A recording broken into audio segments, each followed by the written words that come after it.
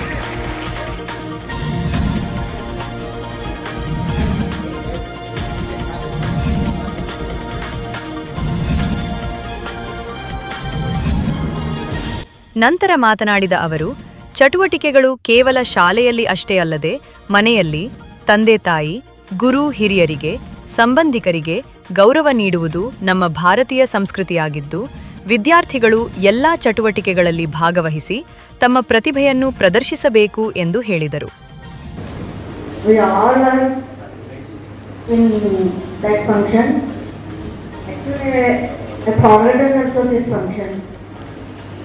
And what is the function?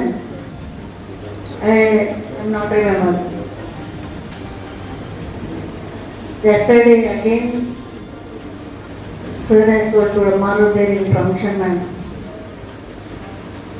Actually, I think last 2 years I have not attended this function because our sir was there, Suresh sir is there. So I was not came because of my personal. But this year, Suresh sir was very busy and yesterday's program was fixed for today's morning. Suddenly he came today. Both are not there means I have to come. ನಂತರ ಸಂಸ್ಥೆಯ ಕಾರ್ಯದರ್ಶಿಗಳಾದ ಸುರೇಶ್ ಚೌಗುಲೆ ಮಾತನಾಡಿ, ಇಂದಿನ technology ಯುಗದಲ್ಲಿ ವಿದ್ಯಾರ್ಥಿಗಳು ಕೇವಲ ಶಿಕ್ಷಕರು ಹೇಳಿದ ಪಾಠಗಳಿಗೆ ಸೀಮಿತವಾಗಿರದೆ ಸ್ವತಃ ಮನೆಯಲ್ಲಿ ಯಾವಾಗಲೂ ಓದು ಬರಹದಲ್ಲಿ ನಿರಂತರವಾಗಿರಬೇಕೆಂದು ಕಿವಿಮಾತು ಹೇಳಿದರು.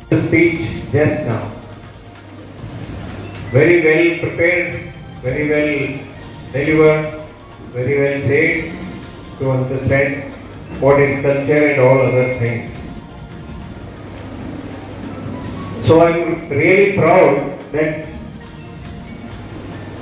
there are so many such students who are very good in language, courage, presentation and knowledge. Really, I'm very proud, and I think it's fulfilling the very purpose and dream of our founder, Chairman, Dr. N.A. Magdum and Mrs. Ellen Magdum Madam. It is the only their dream to make our rural students give a better education. ಈ ವೇಳೆ ವಿದ್ಯಾರ್ಥಿಗಳಾದ ಖತೀಜ್ ತಾಂಬಟ್, ತನ್ವಿ ಗಿರಿ, ನಿಧಿ ಗುಣಕೆ, ಸಮರ್ಥ್ಯ ಸಾವಂತ್ ಅನಿಸಿಕೆಯನ್ನು ವ್ಯಕ್ತಪಡಿಸಿದರು.